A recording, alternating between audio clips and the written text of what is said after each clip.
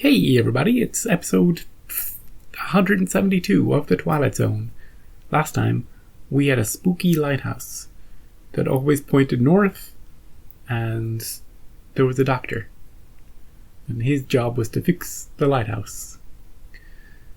Nothing like that happened in the last episode. This one is called One Life Furnished in Early Poverty. So we'll see. It's a title. It's a hefty title.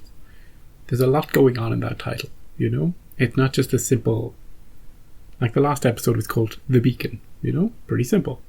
This one's almost saying something, you know? So let us get into it and see what it is saying, and we'll talk about it later.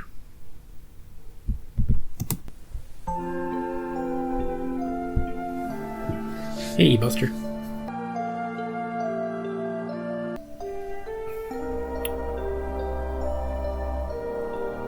Are you all grown up now? Soldiers. Remember toy soldiers from the past? Remember those? 6 o'clock in the morning. Why do you people think that because it's 9 a.m. in New York, everyone west of the Hudson is also awake? You think? No. Either we do the deal we agreed upon or forget it. Yeah. Gus. What is it, Gus? It's 6 a.m., honey. Okay. Could you not shout on the phone? See you in court. You like my attorney? He eats human flesh! He's very animated. Are you okay? Yeah. Oh, he broke I've had him. these soldiers a long time. He broke him. They must be worth a lot of money.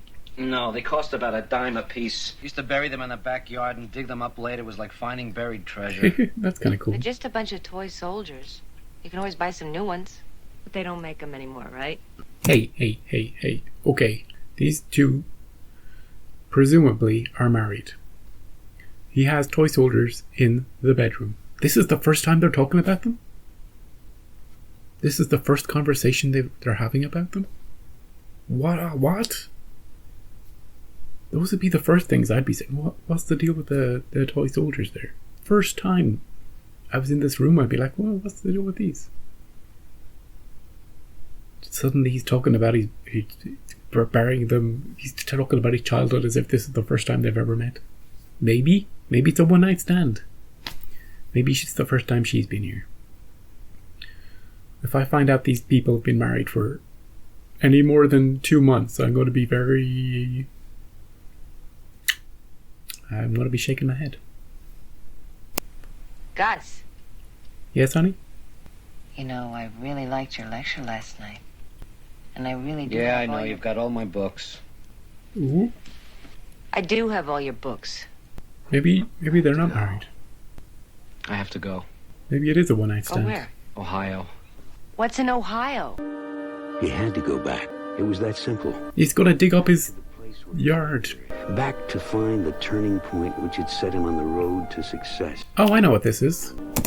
What's the title of what is that episode called? The original Twilight Zone, very early on, season 1. The guy goes back to his place where he grew up because he's had enough of the big city. His car breaks down and he goes walking to the walking distance. That episode. He buys some ice cream that's super cheap, and then his pops comes out and berates him. You've had your time. Get back to your own time. Just leave my wife alone and don't ever speak to my son again.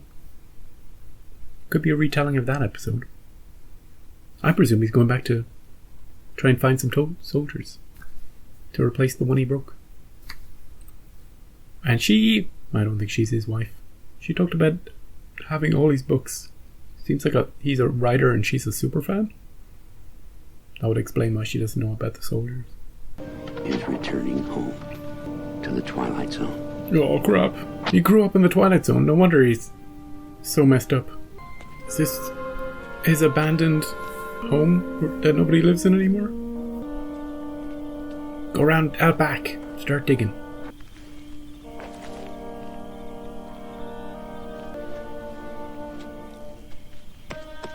Jeez, you could freaking break one doing it that way. Yeah. Oh, the winds of time. The winds of time.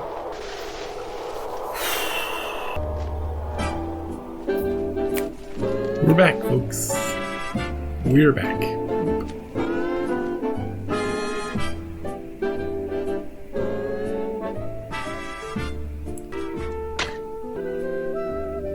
Get all the ice cream you can get, dude.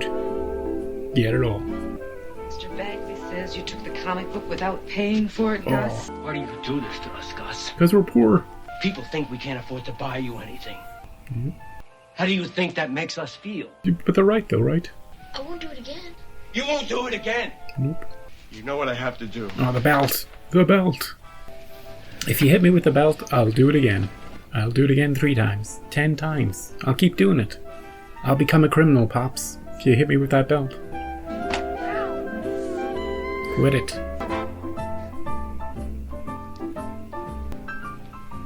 Hey, that wasn't so bad. It's okay, honey. The only thing you could do. I don't think that's the only thing you can do. How about you buy him some things? Little toy soldiers. Then he won't be such a miscreant. A delinquent. Ah, bullies. Hey, mister, can you help me with the bullies? You don't come near that boy or I'll get you. What you gonna steal today, Gus? Ooh, a train. Get the train. Put it under your shirt.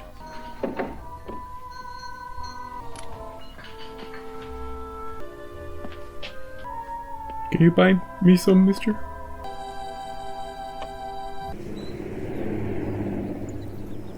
Hey, mister, why do you keep stalking me? Mister. Give me some ice cream, dude. All the ice cream you can give me. Let's go. Frickin' bullies. He's distracted with ice cream. They're gonna get him. Hey! No, the ice cream! Punch him! Never again! Go, I can beat him. Let me go. Hold it! They're gone. Calm down, me. Let's go see your parents and get those bruises cleaned up. Nice to meet you, Gus. Hey, Pops! With you in a second. I met a strange man. Not again. I wasn't doing anything. You weren't doing anything for the last 5 It wasn't times. his fault. They pushed him off the swing he was on. I had to chase them away. Gus was minding his own He business. was just on a swing. Don't be so hard on the boy. I appreciate what you did for my son. Have we met Mr. Rosenthal. Harry Rosenthal. Rosenthal? Hey, that's my name. I thought we were the only Rosenthals in town. I'm from Los Angeles. I'm a writer. A writer. I'm pleased to meet you, Harry. Yeah, people call me. They call me at all Good hours. meeting you, Lou. Really good. I love how unfazed he is about traveling through time. By the way. Whoa! Good catch. If Dad had hit, my dad would have been real mad. I know. He was. Huh? He's changing things. Forget it. He's changing things. You're a writer? What do you write? Radio. Mostly movies, though. How'd you get to be a movie writer? Well, when I was growing up... It's funny, I can't exactly recall the moment. But about your age, I decided I was going to show all the kids who made fun of me. Yeah, I'm gonna show him. I was going to show them I was somebody. And you did, huh? You showed him? Yeah, I did. Yeah, he's real happy now. Trouble is, I was so busy showing them, I never bothered to make much of a life for myself. You really like those comics, don't you? I thought maybe when I grew up, I could be a cartoonist. Ooh, a cartoonist. Good thinking, Gus. There's a lot of money in it. It's fun too, huh? Yeah, it's fun, too. Follow your dream, little Gus. See, we'll bury it now, and maybe next week we'll dig it up. If I was the parents, this would not be allowed to happen. This one. It's about the space pirate who captures this man and his wife. Space pirate. Gus for lunch! Gus for lunch! Oh, God! He's having Gus for lunch! I can't... What do you think, Pops? Ah, I got you. Oh, pretty good, kid. You fading out of existence because of all the changes you're making? Just who the hell do you think you are, anyway? Oh, I don't know. A writer? The boy already has a father, or hadn't you noticed? A cartoonist, maybe? Been calmer lately, hasn't he? No more fights, no more stealing. He's happier. That's not the point! He just needs someone to talk to, someone to listen to him. He's got me. He doesn't have you! Oh, Don't you think I try to understand him, to feel what he feels? But I can't. He's angry. And he gets angrier the older he gets. yeah. We know that. I'm sorry, I had no right to talk to you that way. I was jealous of your friendship with him. He's a good kid, Lou. He just got a little lost there for a while, but he's back on track. And you can keep him there. I've got to leave. Yeah, he's got to go back to the future. He reminded me of myself at that age. My father and I, we just never talked. And then in my teens, he passed away. And it was too late. He was a good man. A gentle man. He seems it. And all I ever wanted to tell him was, Dad, you'd be proud of me now. But I turned out to be a good guy. And I love you. And why did you go away and leave me like that? I'm sorry, Lou. I never meant to interfere with your family. You're a good man, Harry. A fine man. That's the real heart of the episode. This scene, I like that one. I know I like goofing around, but that was right there. Gonna say goodbye to little Gus? Hi, Mr. Rosenthal. Hello, Gus. We gotta go away. Look at the size of this hole. I have to go away. Return to Los Angeles. You'll be back, though. You won't be gone long. I don't know when I'll be able to get back. 20, 30 years, maybe? I'm sick. I don't belong here. I've come someplace I shouldn't have. And then take me with you. Yeah, you'll get there one day. I can't. I wish I could, but I can't. Where I'm going, you just can't follow. You don't care what happens to me. I don't need your help. I'll go away, be a big person, make lots of money, be important. I'll show you. Gus! Well, Oh my God. now what have you done? I remember now. You remember I you? remember Mr. Rosenthal. All happened the same way. It wasn't them. It was him. It wasn't any of them. It was Mr. Rosenthal. It was me. You can still fix it, though. You're still here. Get him an ice cream. Get him an ice cream. Let's get back to Los Angeles. Throw a rock at the stupid house. Hey, you stopped the baseball, though, didn't you? Hidden the window? That was a change. Well, can't change the past, I guess. Gotta leave it buried.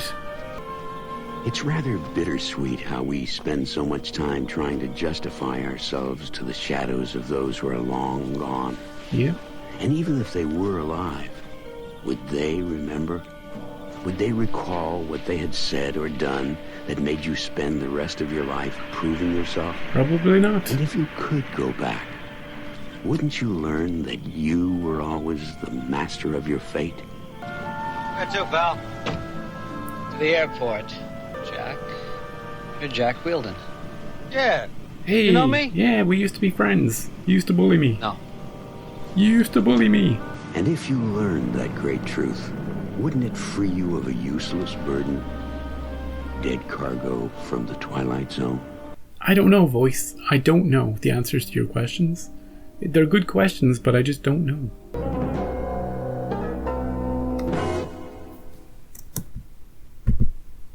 This was One Life, Furnished in Early Poverty, a retelling, a reimagining of Walking Distance from the original Twilight Zone.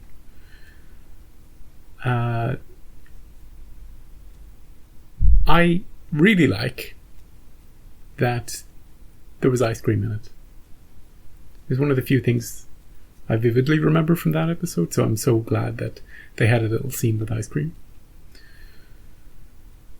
In this case, this guy was fully okay with being in the past. You know, he wasn't freaking out about it, and he seemed to know exactly how he could go to and come back to from the future. And in a way, he was trying to make his own life better. He was trying to intervene to mend things, to mend his own broken soul or something. I don't know. he saw himself getting bullied, and he was like, you know what, I'm going to change it. I'm going to step in. I'm going to do some things. I'm going to hang out with myself. I'm going to make myself feel a bit better. And maybe when I go back to the future, all those little changes will cascade into an even, I'm pretty cool right now. I get a bit angry on the phone sometimes, but I'm pretty cool right now. But maybe I could be even cooler. Maybe I could stop trying to prove myself and live more in the moment and have a more fulfilling life. And at the end he realizes, oh, no, wait, now I remember, it was me all along. It was that guy. I was the guy who caused me to become me. So it was kind of a self-fulfilling fixed time loop. But the episode is about the small things in our past that build our narratives, build our stories, that are the root of who we become, and how the people who make us who we become, might not even realize. Something somebody said to you 20 years ago could have forced you down one path, and they don't even care about that. You hold on to it like a grudge. It drives you, but it's nothing to them. They don't even remember. They barely even remember you. And it also suggests that we sort of make excuses for how our lives turned out based on what other people have said to us, or how our upbringing was, what other people did. But really the power to shape our destinies was in our hands all along. Something like that. But I would suggest that, the power people think they have over their lives is, like, sure, you have ultimate choice over what you do every day. You can be whatever you want to be. But in reality, those are just pretty words. They're just... I think the world, everybody in it, everybody else, society, the rules of society, everything oppressively dictates what you do. And your choices aren't as wide and free as you might think. And that saying that somebody has full control over their own lives almost makes them feel bad about it not going in the way that they would want it to go. It puts the blame on a person, an individual, and says, hey, your life didn't turn out, you're not rich and famous, that's on you. And I don't think that's a good way to look at the world. I think it's far healthier to go, well, some people make it, some people are lucky, some people don't. You can strive, you can put in the work, but don't beat yourself up too much if it doesn't turn out so great, But look, that's me maybe reading in too much to a Twilight Zone episode. And I also had issues with walking distance. At the time, I can't quite remember what they were, but I remember thinking it. I was like, wait a second, this message is... I don't quite agree with this message. But I really did like this episode. I thought there was a gentle pace to it, and I thought the performances were good, and I liked the scene between the father and the son in this episode much better than I did in Walking Distance.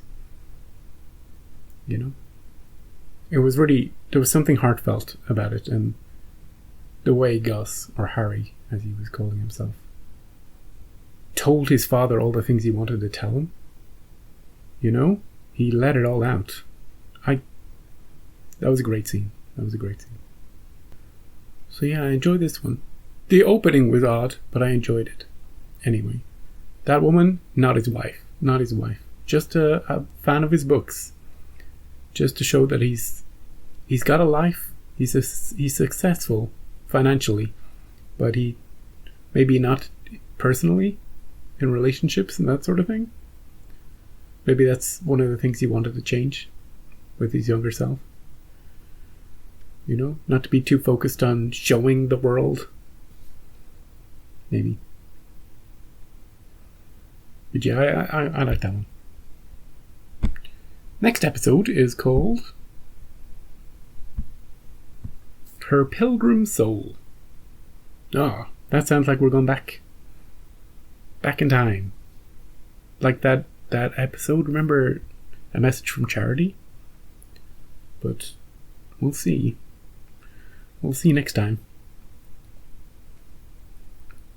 So yeah, that's it. Have a great day. Don't beat yourself too up. Don't congratulate yourself too much about how your life turned out. You know? Just be a good person. Just be nice to people.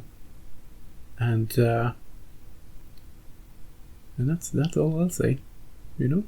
Kindness goes a long way. And if it doesn't, well, don't sue me. Don't sue me. I don't know nothing.